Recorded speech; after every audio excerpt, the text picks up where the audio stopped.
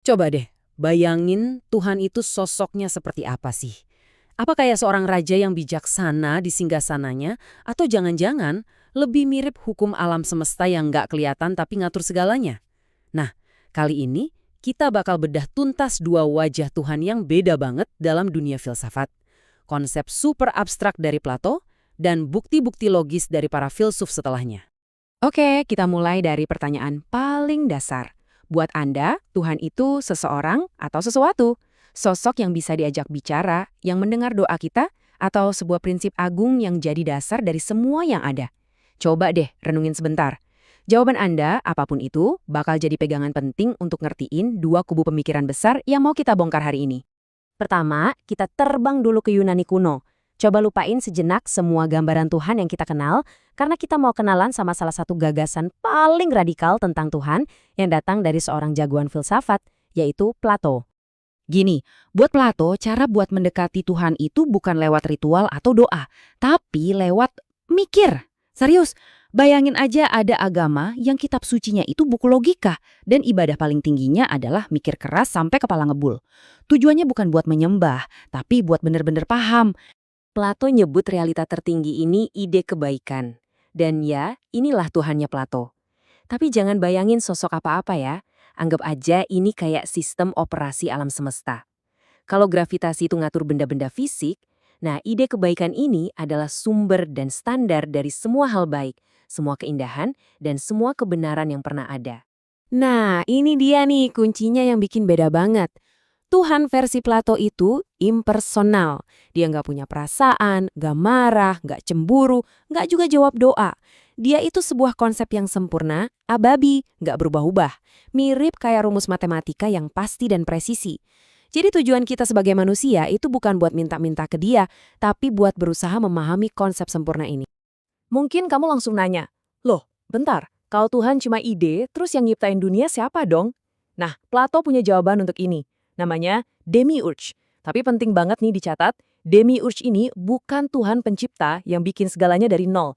Dia lebih kayak arsitek atau pengrajin super jenius. Jadi, dia nemuin materi alam semesta ini udah ada, tapi kondisinya acak-acakan. Tugas dia adalah menata materi yang kacau itu serapi dan sebagus mungkin, pakai cetak biru sempurna, yaitu si ide kebaikan tadi. Oke, sekarang kita ganti haluan 180 derajat. Lupakan dulu soal ide-ide abstrak, kita sekarang masuk ke arena logika murni. Di tim yang satu ini, para filsuf nggak lagi nanya, Tuhan itu seperti apa? Tapi mereka fokus buat ngebuktiin pakai argumen yang kuat kalau Tuhan itu pasti ada. Misi mereka itu satu, membangun argumen yang saking kuatnya, saking logisnya, sampai-sampai siapapun mau percaya atau enggak, harus ngakuin kebenarannya cuma pakai akal sehat. Jadi ini usaha buat ngebuktiin Tuhan tanpa butuh iman sama sekali. Argumen pertama namanya argumen kosmologis, atau gampangnya argumen sebab akibat. Logikanya gini, coba lihat sekeliling kita. Semua yang ada atau yang terjadi pasti ada penyebabnya kan? Meja ada karena dibuat, kita ada karena orang tua kita. Kalau kita telusuri terus ke belakang, A disebabkan B, B disebabkan C disebabkan D, dan seterusnya, nggak mungkin dong rantai ini mundur terus tanpa akhir. Pasti ada satu titik awal, satu penyebab pertama yang nggak disebabkan oleh apa-apa lagi. Nah, penyebab pertama itulah yang mereka sebut Tuhan. Lanjut, ada argumen teleologis atau argumen desain. Bayangin kamu lagi jalan di pantai, terus nemu jam tangan canggih. Kamu pasti nggak bakal mikir jam itu muncul sendiri karena kebetulan kan? Desain yang rumit itu nunjukin kalau pasti ada yang bikin. Ada pembuat jamnya. Nah, para filsuf ini ngelihat alam semesta. Dari orbit planet yang super teratur sampai DNA manusia yang rumitnya bukan main, terus mereka bilang, ini semua jauh lebih kompleks dari jam tangan. Pasti ada perancang agung di baliknya. Dan yang terakhir, siap-siap, ini argumen yang paling bikin pusing sekaligus paling keren. Argumen ontologis. Gini idenya. Coba bayangin di kepala kita definisi Tuhan sebagai makhluk paling sempurna yang bisa dibayangkan. Udah? Oke. Sekarang, menurut kamu mana yang lebih sempurna? Makhluk yang cuma ada di dalam pikiran, atau makhluk yang ada di pikiran dan ada di dunia nyata? Jelas yang ada di dunia nyata kan? Nah, karena definisi Tuhan itu paling sempurna, maka dia harus ada di dunia nyata. Kalau enggak, dia jadi nggak sempurna. Brilian kan?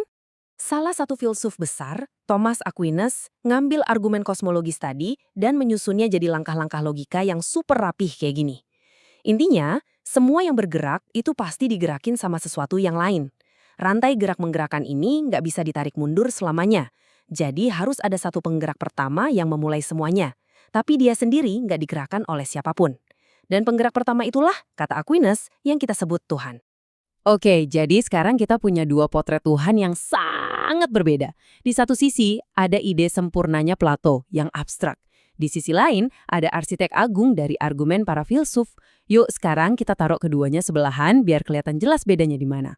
Jadi, apa aja sih beda paling mendasar antara Tuhan sebagai sebuah ide dan Tuhan sebagai pribadi?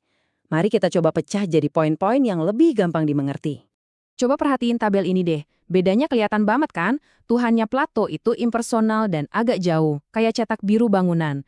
Dia jadi standar tapi nggak ikut campur. Sementara Tuhannya, para filsuf teistik itu pribadi dan super terlibat. Dia arsiteknya, dia juga yang bangun, dan dia yang ngerawat bangunannya. Yang satu cuma menata materi yang udah ada, yang satu lagi menciptakan semuanya dari nol. Beda banget perannya. Biar lebih kebayang, kita pakai analogi modern aja. Tuhannya Plato itu ibarat sistem operasi atau OS dari alam semesta. Dia itu aturan main dasarnya yang berjalan di belakang layar. Nah, kalau Tuhan dari argumen logis, itu adalah sang programmer, sosok cerdas yang sengaja nulis kodenya, terus ngejalanin programnya. Jadi pertanyaannya, alam semesta ini program yang jalan sendiri, sesuai aturan, atau ada programmer yang terus mengawasinya? Oke, mungkin ada yang mikir, ini kan obrolan filsafat ribuan tahun lalu. Terus apa hubungannya sama hidup gue sekarang? Eits, jangan salah. Perdebatan kuno ini ternyata punya pengaruh yang gede banget ke cara kita ngelihat dunia sampai hari ini. Intinya gini, cara kamu membayangkan Tuhan itu bakal mentuin jawabanmu atas pertanyaan-pertanyaan terbesar dalam hidup. Soal moralitas misalnya, sesuatu itu dianggap baik karena diperintahkan Tuhan atau karena hal itu emang dasarnya baik. Terus soal tujuan hidup, apakah kita ini bagian dari sebuah desain besar seorang pencipta atau kita berusaha hidup sesempurna mungkin menyamai sebuah kebaikan universal? Semua pilihan itu akarnya dari sini. Jadi, pada akhirnya, ini bukan sekedar teka-teki filsafat yang rumit. Ini tentang dua kacamata yang berbeda untuk melihat kenyataan. Apakah Tuhan itu puncak kebenaran yang kita kejar dengan logika?